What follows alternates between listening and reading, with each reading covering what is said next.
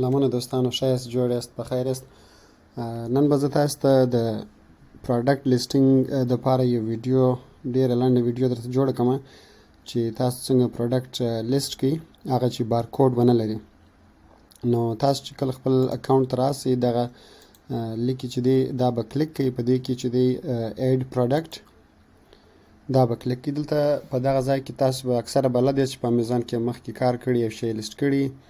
نو دغه چې دی هغه عمومي صفحه ده چیرې چې تاسو پروډکټ لیسټ کوئ. که هغه پروډکټ چې تاسو یې لیسټ کوئ، که هغه یو پی سی بارکوډ، ای این بارکوډ، آی اس بی ان یا ایس ان ولري، یا چې اوس په امیزان کې بل څوک هم پلوري او بارکوډ ولري، هغه تاسو کولی شئ دلته پیدا کړئ. او که نه یې نو بیا تاسو جی ټي آی ان ایگزامټ ریکویسټ کوئ.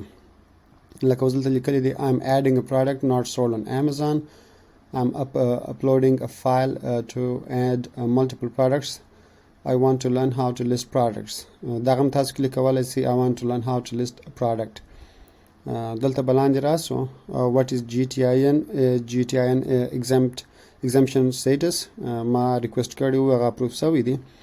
نو دغه ځای ته به راسو what is GTIN، دلته به دا کلیک کو.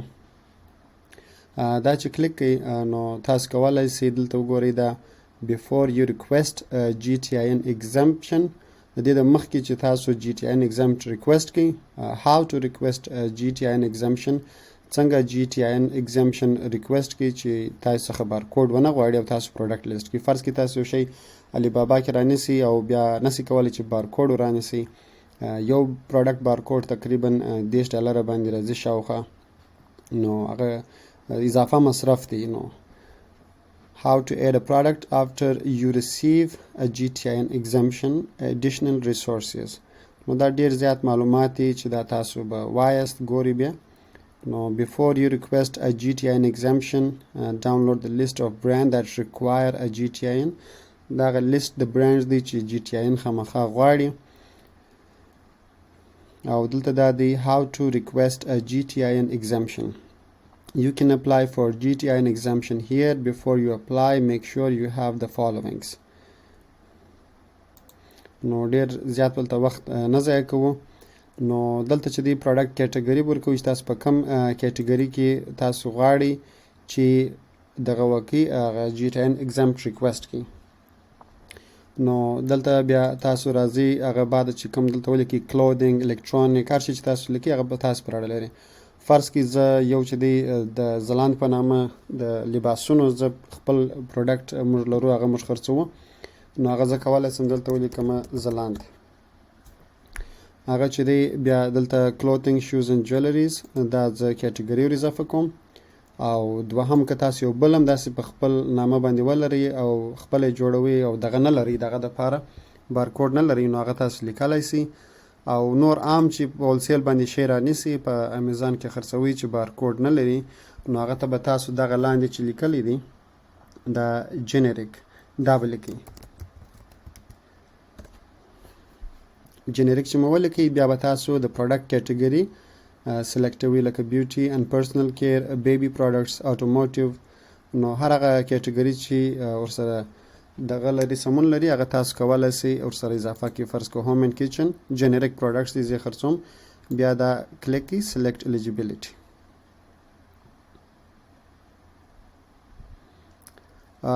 دا چې کله تاسو کلیک کړئ لکه اوس ځلان چې ما لاندې لیکلی دی هغه دلته ریکویسټ اپروول دغه سټیټس دی چې دا بیا وروسته وخت نیسي چې هغه اپروول درکوي. brand require approval. In order to approve your GTIN exemption request, Amazon must also approve your brands. نو دغه ټول ډیټیلز دي د برانډ رجسټریشن لپاره. خو جنریک پروډکټس تاسو ډیر اسانه ریډ کولی شئ. نو دغه چې دی د ما ځلته کلیک کې اتومات تاسو کولی شئ په نیم ساعت کې you have been approved to list product in the below brand and category. You can start listing these products after 30 minutes. نیم ساعت وروسته تاسو کولی شئ خپل جنریک پروډکټس خرڅ کړئ. نو بیا چې نیم ساعت پوره شو دغه کلیک کړئ ایډ ا پروډکټ. دلته چې راسئ هغه پروډکټ چې تاسو هر شی خرڅوئ هغه دلته ولیکئ. که دلته نه I'm adding a product not sold on Amazon. again دا چې کلیک کړئ we found a listing that was started but not finished. discard نو د دې دپاره اول چې دی کیټګري به سلیکټ کوئ. در ټولو ښه اسانه لار دا ده افیشینټ یا ډېر ساده لاره. دلته سرچ کې فرض کې زه لیکم ډریس not dressed clothing. په کلوتینګ کې چې دی دغه ټوله کیټګریانې دي لکه سویټ شرټ شارټس نو هر شی چې دی هغه پروډکټ مشخص نو بیا هغه تاسو سلیکټ کړئ هغه کیټګري کې ډېر سم راځي. فرض مثال زه سویټ شرټ خرڅوم نو زه سویټ شرټ کلیک کوم هغه کیټګري امیزان ډایرکټلی هلته اور اضافه کوي.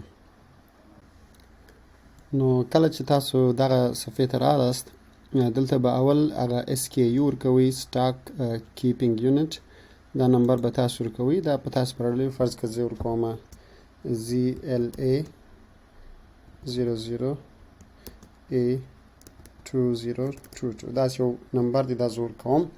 دا زما د خپل د دغه پروډکټ سټاک دپاره.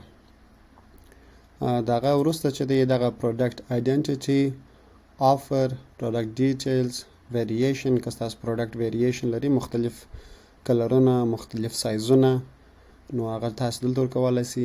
safety and compliance دا ډېر مهم دی. images دلته تاسو تر 9 عکسونه پرې ورکولی سي او په آخر کې دا شیپینګ راځي.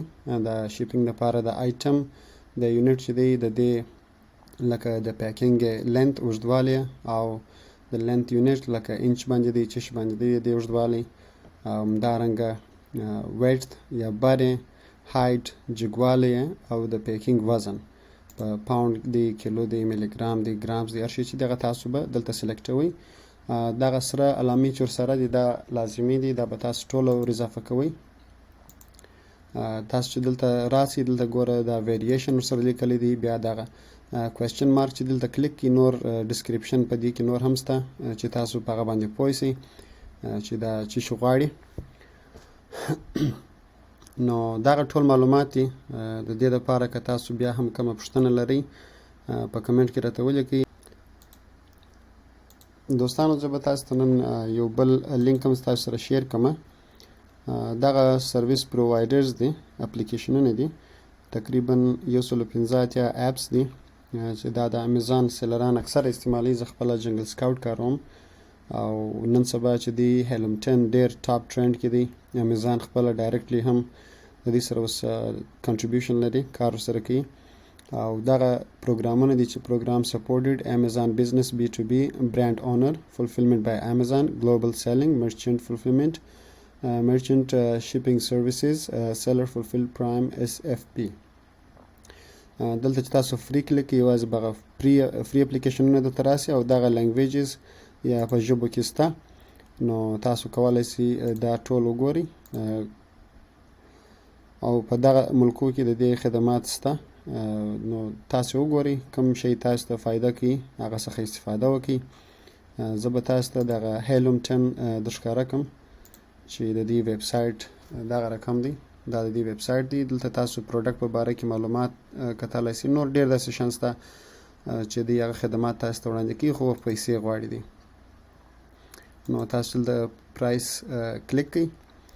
سټارټر چې دی په $90 منتلی کلنی بل درڅخه اخلي د میاشتې $90 کېږي د یو کال پیمنټ به تاسو ورته کوئ. پلاټینیم پیکیج چې دی $4 منتلی او ډایمنډ چې دی 200 نه دی او لایټ پیکیج چې دی $399 منت او بیا کسټم چې دی بیا د دې سره تاسو خبرې کوئ هغه چې دا ستاسو کاروبار پړلی تاسو څونه پر کم لیول کاروبار لري.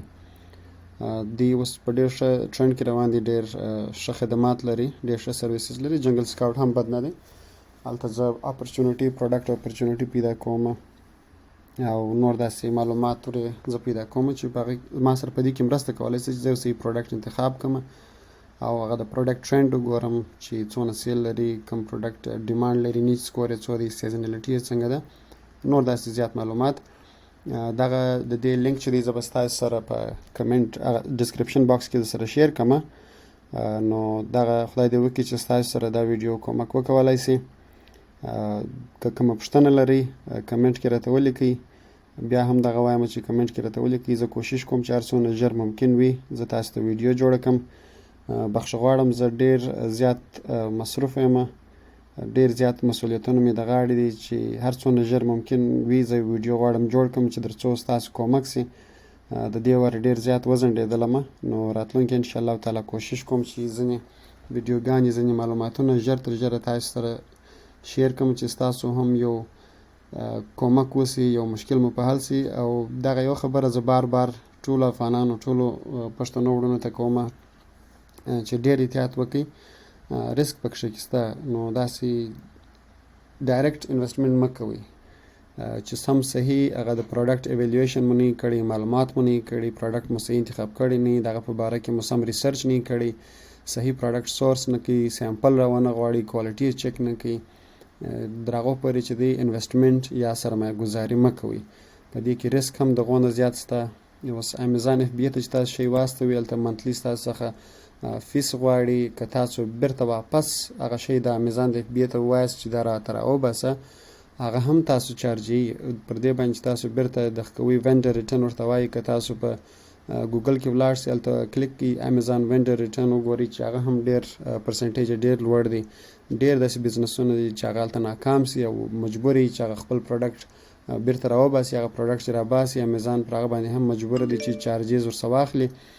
دا په دې خاطر چې د امیزان کارمندان هغه ټول بیرته پروسس کوي، بیرته پیکینګ کوي، ټریلر کې لوډوي، د باندې باسي یا کې ډسپوز کوي. مطلب هغه ټول بیرته تاسو ته هغه مصرف هم ګوري. او کوشش وکړئ چې ډېر سمال سٹارټ کړئ. ډیپینډز آن یور نیچ یور پروډکټ، چې کوم پروډکټ تاسو انتخابوئ. نو دغه زه ځینې تاسو ته دغه لرم خبرې لرم، خو بیا هم که کوم ځای یو خبره ما مس کړې، یو سوال تاسو ولرئ، زه دا تکرار وایم چې په کمنټ کې راته ولیکئ. انشاءالله زه په کمنټ کې جواب درته درکوم چې څونه ژر ممکن وي. نو تر بیا پورې ما پر الله سپارم.